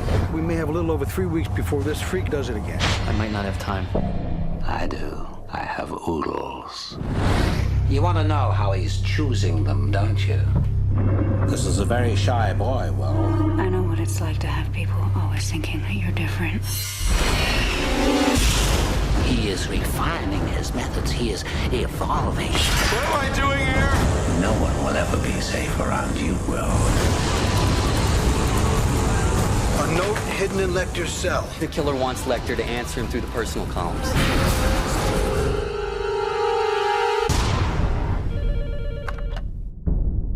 Lecter gave me your home address. Hi. I'm a friend of your father's. Open your eyes. No. I am the dragon. Give me what I need. Before me, you tremble.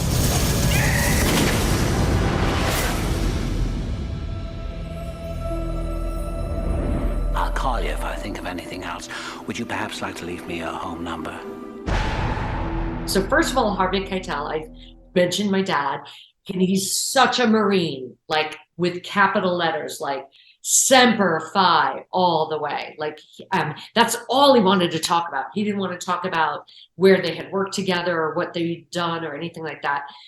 But when you are hired in a small part below the title in a movie, and a lot of times you don't even get the full script. I did do a table read of the movie, and it was a remake of Manhunter, which actually is Brian Cox, the very first Hannibal Lecter.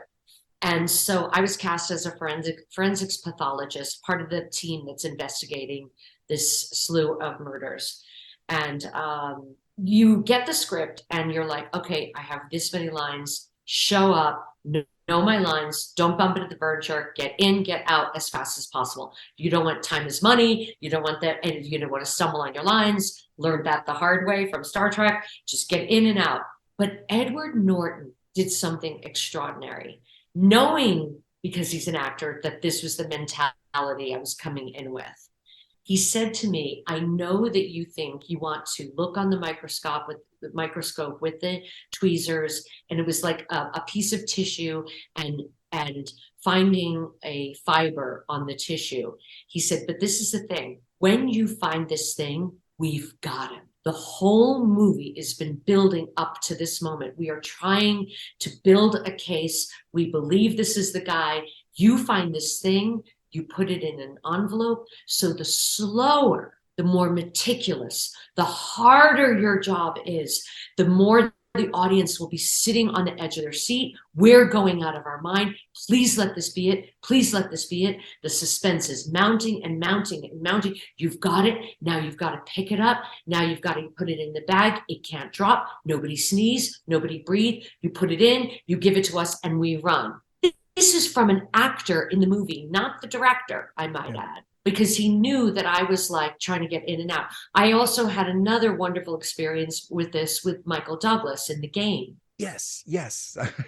You know, where you're suddenly working with an actor who cares about the whole, who cares about the climax of the movie, what the shape of the whole movie is going to look like, and where this little piece of the movie, how it fits in, how fast should it be, how slow should it be, what is the job of this scene in the telling of this movie, this story, in the most interesting, suspenseful, hair-raising way for the audience.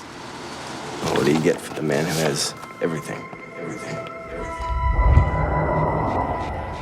Happy birthday, sir. Thank you, Maggie. I don't like her. So what brings you to town, Conrad? Everything all right? October 12th. Nikki's birthday. This is for you. Consumer Recreation Services. Call that number. Why?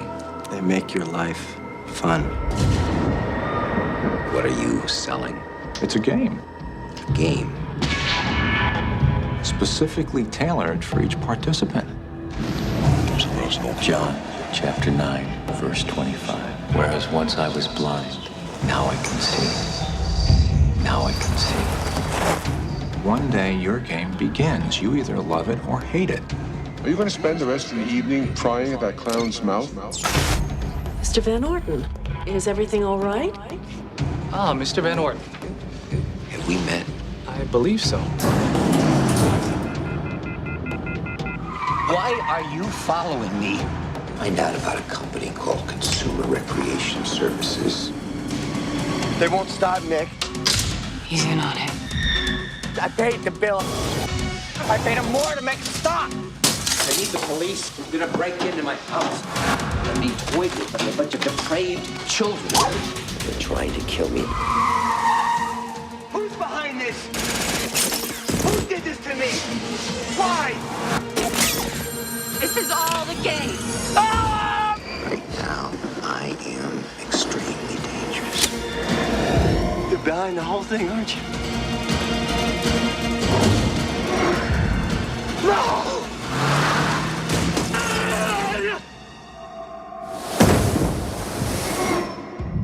They make your life fun.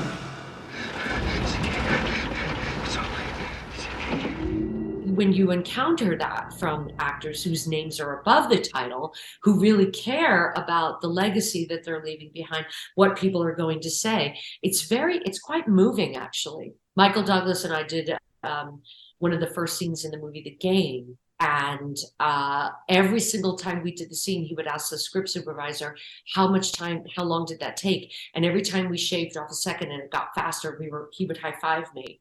Wow. You know, he's also been a producer. So I was his executive secretary, running through the day to day, his schedule, his invitations. And it's a very normal, routine thing that we do every day. So it should be very rote, very mechanical. And until I got to, oh, there was a phone call from your brother, which sets the whole movie into motion. Yeah. So I've encountered wonderful humility and kindness and caring more about the whole than about just your part in it. Yeah, I was wondering because we talked about actors as directors, and we talked about getting some direction from actors. I wanted to know a little bit. Speaking of The Game, I wanted to know a little bit about if there was any interaction or how David Fincher, as a director, what your interaction with him was, being that you were working so closely with Michael Douglas, who of course is a producer and has that background as well. Like, what was that working triangle like? First of all, the thing I remember from The Game was I got cast right after I got pregnant, and I went to the wardrobe, and they were shooting the last scene first. The ballroom scene was what we shot first. Okay. Had a wardrobe fitting at the beginning of the shoot for the suit that I was going to be wearing in 2 or 3 months. I said to the guy doing the costumes, I said, you're going to want to buy this suit in a couple of sizes. Like right now I may be in an 8, but in 3 months time, I have no idea. And so he got what I was saying and did that. And so that was interesting. And I remember we flew up to San Francisco to shoot the big party scene. And because I was newly pregnant, it was the stage where you sit down in your bed to put your shoes on, and an hour later you wake up so tired, so beyond tired. I'm trying to remember specific instances with David Fincher. My filmmaker son would also love me to remember, but I can't really. He was mostly behind the camera, and Michael took care of me, and the scene kind of went. One story I do have about David Fincher I'll never forget is after the movie was over, and that I was at this point hugely pregnant. I was at the Palm with my dad in LA, and he saw me, David Fincher, and I was like, "Hi, good to see you." And he said, "So, any day now?" And I said, "I'm at 6 months. I still have 4 more months." And I remember feeling like I'm as fat as a cow. I was hugely pregnant, and people always thought I was carrying twins because I got really, really big very early. And I remember that, but I can't remember anything specifically about his demeanor shooting the film. Very focused, very young, and very focused. And it was The Game, so we didn't know David Fincher was going to become David Fincher. Right. So I didn't really pay him that much attention. So one of the things that you just mentioned, I kind of want to dig in just a little bit deeper, if you don't mind. You mentioned when you talked to the costumer on The Game, that you were kind of trying to keep your pregnancy on the down low. What's the reason for that? And why is that such an important thing to do, at least at that point in that particular scenario? I think I probably had a conversation with my agents, and I thought, I have a scene at the beginning of the movie and then this large group scene at the end. If I was in it throughout the whole movie, as a matter of fact, I think the woman who played his ex-wife was in real life pregnant, but it fit the story because she was remarried, and the character, to make her pregnant, it's like, I don't know if you watch Succession, they had to make Sarah Snook pregnant. It was, you couldn't deny it.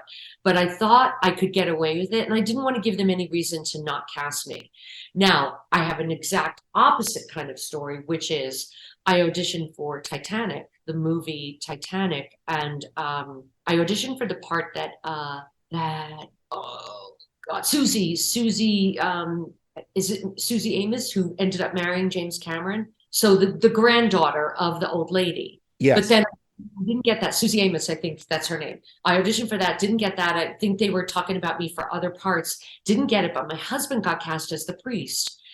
I was newly pregnant, just got pregnant, went down to Mexico to Rosarito Beach. And when I saw the ship that they built this replica and it was actually hanging like this, and they were hanging from straps in body harnesses, I was like, if I had gotten cast, I would have had to drop out. I would have had to quit, because that really would have put the pregnancy at risk, the baby at risk. So you discuss it with your agents. I don't think we ever told them, oh, by the way, she's pregnant.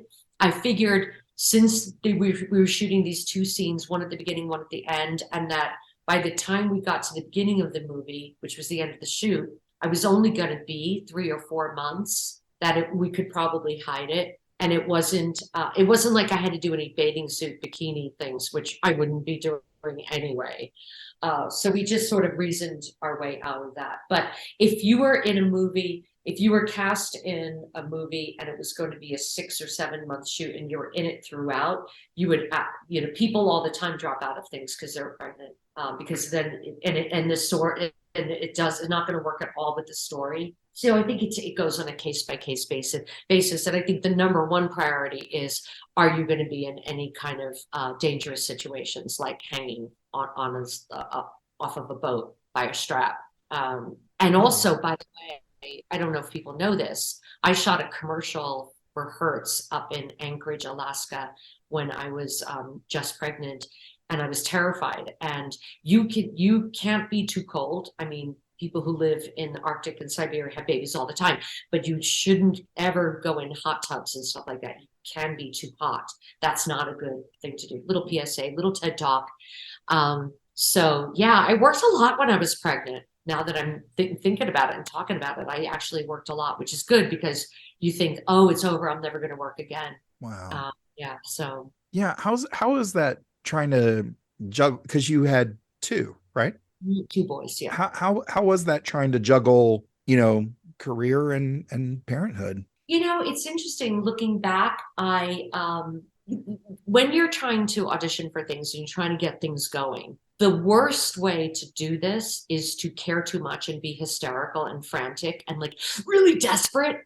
And a lot of times when you're single and you don't have a lot of money, you every audition means too much, and you go in there and you try too hard. And when you're pregnant, or when you're starting to have a family, or you're not getting to sleep because you're up all night long with the baby, your priorities have shifted. And so maybe that's why I was working so much, because it was like, yeah, I've got this, this kid, and I'm pregnant, and I was up all night with morning sickness, and and I got this audition. So it just became one of the things that you've got. And so it's what I tell young actors all the time. It's very hard to fabricate that not caring. But when you are going through juggling so many important things at once, the not caring happened naturally. And so it's very inviting when you aren't desperate. The desperation is the last way in the world to get work. Yeah. It just seems, it's because you end up swinging for the fences on something that you probably should bunt, and it ends up just not being right and not coming across. That's good. That's good advice. That's good advice. Getting into a little bit more here, looking at, 97 to 99, there was a lot of like really niche sci-fi stuff in your resume. We got, Gattaca, Prophecy 2, Soldier, Last Man on Planet Earth, it's interesting to see like that you're not, again, kind of along the same lines of what we were just talking about. Like, I feel like not being a fan of sci-fi might make you perfect to be in a sci-fi thing, because you approach it very naturally. Any thoughts about, or anything from any of these particular projects that stick out in your mind? I mean, Soldier was directed by Paul W.S. Anderson back in 1998, also with Jason Isaacs, who turned in a great performance in 15 episodes of Star Trek Discovery. Any thoughts, anything taken away from any of these projects? Soldier was an amazing experience. And a friend of mine was the set designer, set decorator, or concept of the set. His name is David Snyder, and he was the one who did Blade Runner. So If you ever see Soldier, the planet, the garbage planet that we live on, it was freaking unbelievable. Absolutely amazing. He was programmed from birth to be part of the most invincible army in history. But like all scientific advancements, They're practically manufactured using DNA profiles. he was destined to become obsolete. More endurance, better hand-eye. It's a whole different standard. What do we do with him? Waste disposal. His training had prepared him for anything except this. Now, on a remote planet, a community of outcasts faces extermination. I want that planet secured by 0600. What about opposition? They will be officially classifiable as hostiles. Find weapons and prepare to fight. You have to organize this. For this soldier, it may be too late to feel human, How do you know they'll be back? Because they're soldiers like me. but it's never too late to be a hero. I never saw Jason Isaacs. I never worked with him. I worked with Michael Chiklis, and we were the villagers on this planet. It was a long time ago. The minute you said it, what leapt to mind is I then, but at that point, had a 9-month-old, and my husband would bring Jack to the set so I could nurse him. Kurt Russell was lovely. I was very, very grateful for that job because it went on for a long, long time. So it was good, steady income for a while when, you need it. Nothing else leaps to mind about that. Just a job. Back in those days, it was just like, okay, you audition for a job, you get it, you go and you show up and you're like, okay, this is my life. This is my day. Just another job. I remember going to the screening. There were a lot of children in that movie and being absolutely horrified that they were allowed to watch this movie. Yeah, I was gonna say that's not a kid's movie. Horribly violent. So jumping ahead, we've been talking a lot about family, and we've mentioned your dad, legendary actor Brian Dennehy. For anyone who didn't piece that together, I saw that you actually got to work side by side in Welcome to Paradise in 2007. Having that close relationship and then getting to work with each other, how was that being across the table from him in that particular scene? Really fun. It was really great. And I had worked with him before. So maybe you know this because I can never remember the name. He did a whole bunch of movies of the week. He played a cop. I'm thinking Jack Ryan, but I know that's not it. That's the Tom Clancy character. But he played a cop in a bunch of movies of the week, and he did one he wrote, and he cast his whole family. So I was Miguel Ferrer's wife, the bad guy's wife, and my husband was in it, and my sister and her husband at the time was in it, and all of his friends were in it. So it was just like it was almost like back when we were kids and we were in his shows where we were the no-neck monsters in Cat on Hot Tin Roof, like, go here, do this. And he played my dad, and we were Southern, so we had accents, and I had hideous wardrobe. I played a preacher's wife and horrible clothes and horrible hair, and it was just like, Daddy, oh, don't be so mean to him, Daddy, and just make believe. My son, who's an actor, he said to me, I don't understand why people make such a big deal about this. It's just make believe. It's just pretend. I'm like, stay with that. Keep thinking that.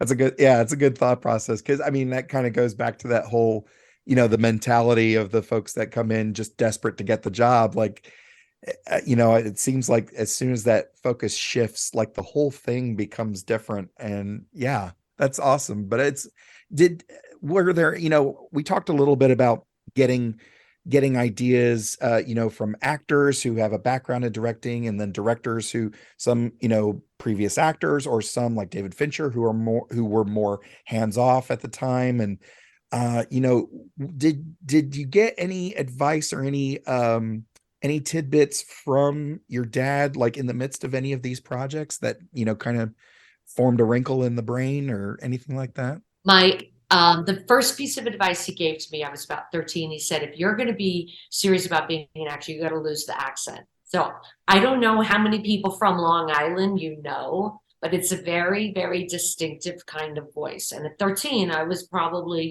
talking like this. We're going to go to Roosevelt Field, gonna get hot dog on a stick. And so, but also he changed something for me. I remember talking to him about auditions, and I was feeling really ground down and really depressed about constantly auditioning and not be getting a job following. He said, I used to love auditioning. I would come in, I'd just be like, I can't wait to blow their minds. They take one look at me and they think this is what I can do, and I'm going to show them I can do so much more. He said, I loved surprising them. I used to love to surprise them when I would walk into the room. And he said, they have a problem to solve. They've got this part to fill. Here I am, the answer to their prayers. Here I am, the solution to their problem. And so when I teach and I work with young people, I try to instill that in them too, that they have a problem to solve, and here you are to save the day. Yeah, I've heard that sentiment before of just kind of, having the confidence, not the desperation of going in and be like, you're the answer to the problem that they've got, and to let some of that kind of influence what you do there in the moment. But again, we've mentioned a lot about you working with younger actors, and of course being a big Shakespeare fan. I want to talk to you a little bit about The Show Must Go Online, where it was sounds like born in the pandemic, this particular thing, and of course you followed this with Romeo and Juliet. What was it like? The first time I saw Shakespeare was Winter's Tale, with my niece in one of the lead roles. How was this online experience as a self-proclaimed Shakespeare geek? Shakespeare seems to live in the theater, but I mean, I know from stand-up comedy that a lot of comedy shows went online, and it is a different vibe altogether. So how was this, online experience versus on stage experience with The Show Must Go Online? Well, I was teaching Shakespeare at the high school, the Los Angeles County High School for the Arts. And I had already done 4 years in person with 10th graders. And every year at the end of the year, we put on a show. And so the pandemic, everything was canceled. March 3rd, we're going to begin our tech rehearsals in 2020. And we were told you have to produce something. So I made 2 Zoom shows with 2 years of 10th graders. It was just so hard. So when I knew that we were going to remote schooling, and I'm techno Amish on the best of days, I knew that I needed to figure out how I was going to do this. So I went online and I looked up any group that was doing Shakespeare in the world, anywhere. And I've made some pretty amazing friendships, let me tell you. So The Show Must Go Online. Rob Miles, brilliant genius, amazing Shakespeare director and teacher and educator and actor, by the way. He launched this out of England, where every week they read a different Shakespeare play in the order in which they were believed to have been written, starting with Two Gentlemen of Verona. And anybody could sign on. You just filled out a Google Doc, and I signed up with the express desire to learn how to do this so that I could do it with my kids. And I got cast in one of their early shows. I think it was Henry VI Part 2. I was Gloucester. I always played men. I did 3 Winter's Tale. I played Camillo. That was an amazing experience because the guy who played Leontes is an actor called Colin Hurley, who, if you saw the Mark Rylance 12th Night, he played Toby Belch. Okay. So he's legendary, and he was playing Leontes, and we had this amazing scene together. And so if you were watching it and you forgot, and you go back in time to, this is it, folks. There is no live theater. This is all we have. It was amazing, but it was readings. We weren't off book. I mean, I suppose some people were, but I certainly wasn't.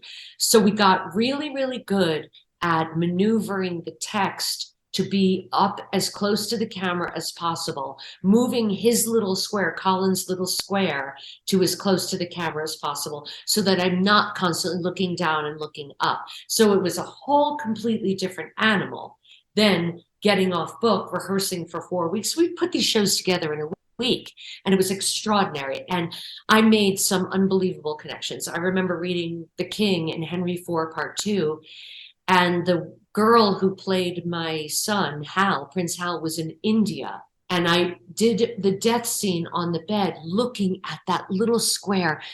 Like, this is everything. Nothing else in this life matters except for this little face in this little square, and everything else in the world dissolving. And when it was over, remember, my husband had to help me get the laptop into bed as the king is fainting on the bed. It was hard for me to believe that she wasn't just in my room. It was really extraordinary. Wow.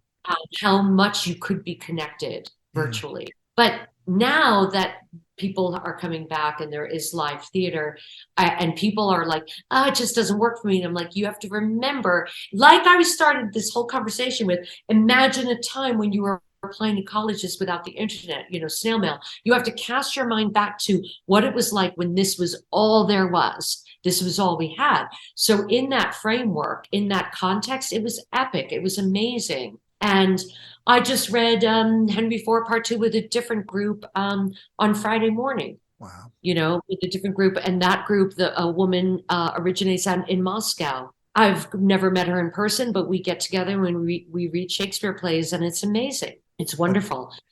So one of the coolest things was the show must go online happened. I did those 3 shows. And then we had an in-person reunion in September of 2021. And my dear friend, Austin Titchener, who runs the Reduced Shakespeare Company, he had done about 3 of the shows too. And he was like, we're going. And I was like, I can't go. And I'm in the middle of teaching. He was like, get somebody to sub for you. We are going. So we all flew to London. It was very moving. It was wonderful to meet all these people face to face. Oh, that's wonderful. So we have this, these friendships that were developed, these groups of people. And like when I played Camilla in The Winter's Tale, and when I met Paulina, my wife, in person, we were like crying. Oh, that's awesome. That's so great. Yeah, it's been, I mean, when the other podcast I'm on, Cinema Shock, we started in my friend's room in his studio there in his home. And of course, when the pandemic, came down, we all went and we switched to the Zoom format with, getting mics and, making the switch. But now with the ease of being able to do it from home, Computer Resume podcast has been a Zoom show all along. So it's been fascinating because I do get to have these one-on-one conversations with folks who are like yourself on location somewhere, or in LA, New York, Canada, or over in Germany, in the UK.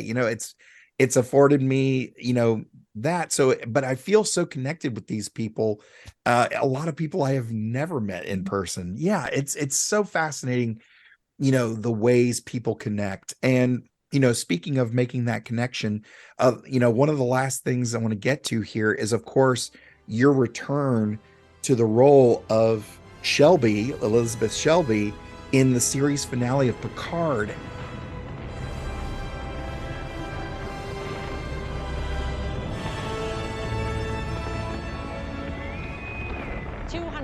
Years ago today, the Enterprise NX-01, the first Warp-5 capable vessel to be constructed by human hands, made its maiden voyage. With it, a crew of 83 souls embarked on a journey, one of bravery, perseverance, and sacrifice, that would lead to the birth of what we know today as Starfleet. You hadn't missed a beat, and now you're back on the set as Fleet Admiral Shelby, and I know my jaw hit the floor, and I'm sure I wasn't the only one. But I imagine because it seemed like a very fast part, a very small part of a very large 10-hour movie, basically. Talk about coming back into the world of Star Trek for this appearance in the Picard series finale, and what that was like for you to revisit that role after so long. So in November of 2021, when we were still testing every day, I did a convention in London and met Alice Riege. Yeah. And I took a selfie with her and tweeted it. And I don't really understand the Twitter world that well, but I thought, well, people might get a kick out of this. I asked Jonathan later, because it was like literally the day I came back from London, that my agent called and said, they're checking your availability about Picard if you're interested. I said to Jonathan, that picture? And he said, I have no idea. But Terry Matalis knew that if it was going to be the final, he had all these people he wanted to bring back, Michelle Forbes, me, and so they asked about my availability, and I was like, absolutely, because I've been asked about it for 30 years. So finally I had something else to talk about. And, it was back in the day when they would work with like 1 or 2 people at a time, and we tested, we had to wear masks. I shot it in February of 2022 and had to keep quiet all this time. But it actually, when I realized that they were shooting seasons 2 and 3 at the same time, which was very smart, I thought, oh, it's not going to air forever. So I just forgot about it. I just forgot that it ever happened. And then what's really fun was being asked to go back on the ready room and being able to reminisce with Jonathan and Will Wheaton. And first question I asked Will was, how old were you when we did Next Gen? He was 18 and he's 50 now. I know. Yeah. Blows my mind.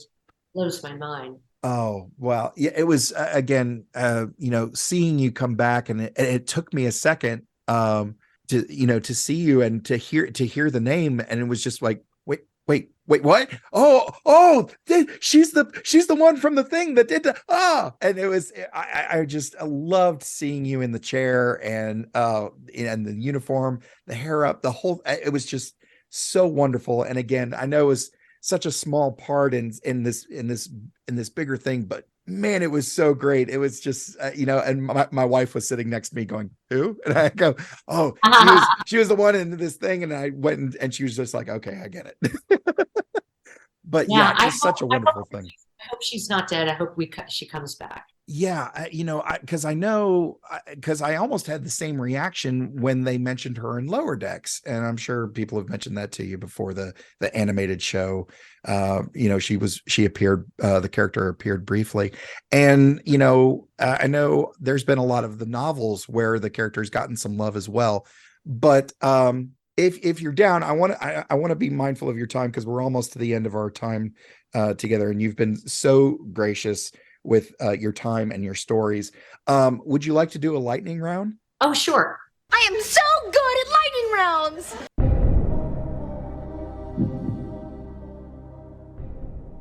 All right. Favorite Shakespeare play you've seen this year? The Bridge, Midsummer Night's Dream, directed by Nicholas Heitner. Who's the funniest person you know? Phil Rosenthal. I went to college with him. Which was the more comfortable uniform, Star Trek The Next Generation or Star Trek Picard? Oh my God, no contest. Picard, the onesies were the worst. Onesie City, they were horrible. Horrible. You couldn't eat anything. You couldn't eat a pea without it showing. They were the worst. Do you snore? I actually do. I have sleep apnea. I have a CPAP machine. Yeah.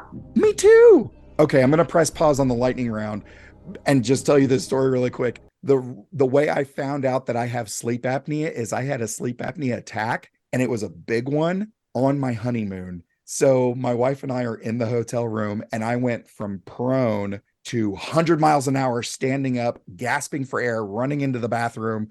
And I finally came back out, and my wife's eyes were as big as dinner plates. Just like, are you okay? Are you okay? Terrifying. Yeah. Yeah. It was not fun. Okay. Back into the thing. Which movie do you prefer?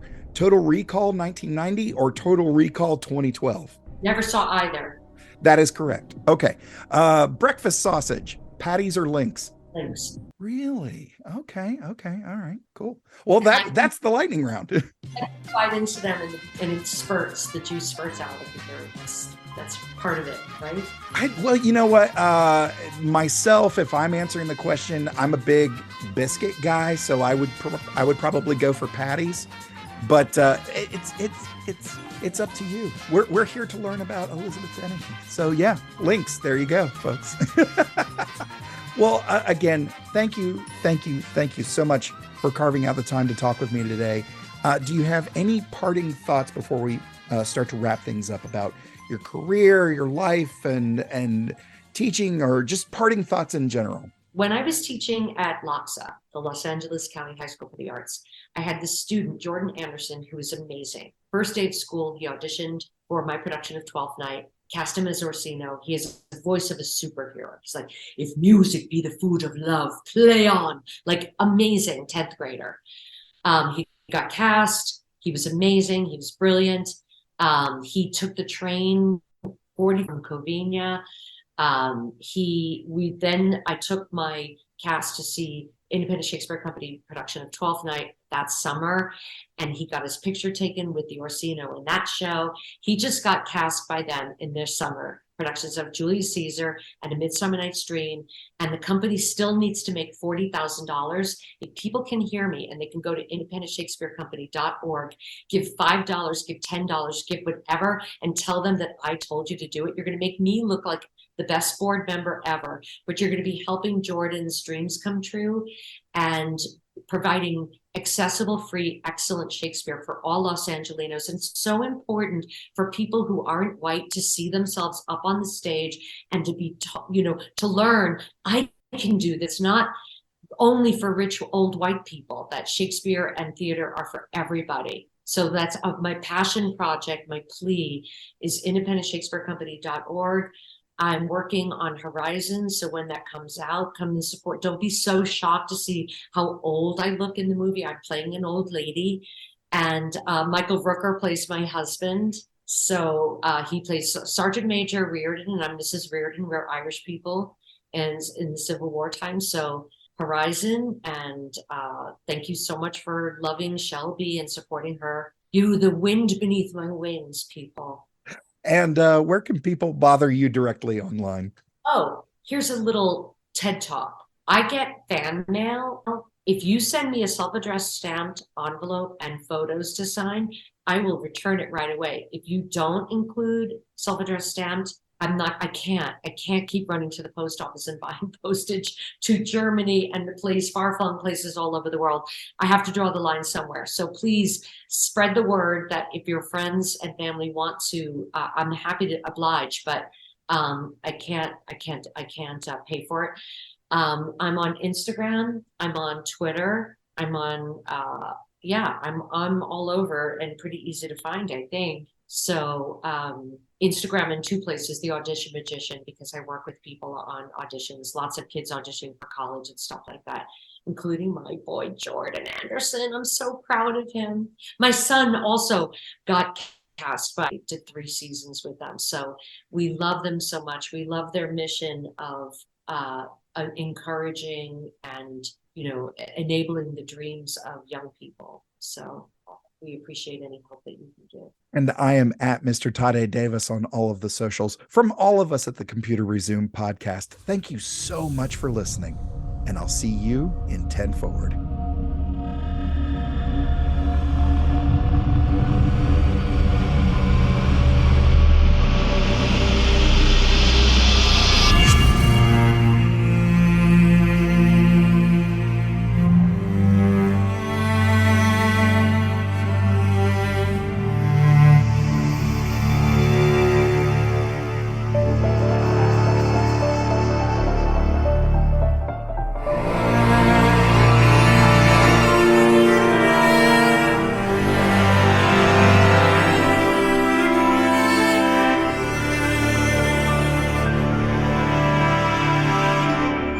Support us on Patreon and like, rate, review, and share on all your favorite platforms. Feel free to send us your subspace transmissions to computerresumepodcast@gmail.com or at Computer Resume on Facebook, Twitter, Instagram, and TikTok. The Computer Resume podcast was created and produced by Mr. Todd A. Davis. Our logo was designed by Will Martin and Justin Bishop. The opening theme was produced by Justin Bishop, and our outro music was provided with permission by Dronode. Additional music was provided by Mr. Todd A. Davis and Gary Horn, and the voice of Computer Resume podcast and executive producer, me, Kat Davis. # LLAP. We'll see you next time.